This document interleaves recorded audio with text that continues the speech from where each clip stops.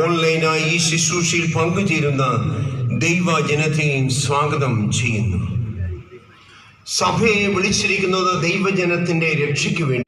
നേതൃത്വത്തിൽ 7 സുവിശേഷകർ ഇവിടുത്തെ പ്രവർത്തനങ്ങൾക്ക് നേതൃത്വം നൽകുന്നു. BBS Sunday school, youth retreat, de addiction പ്രവർത്തനങ്ങൾ തുടങ്ങിയ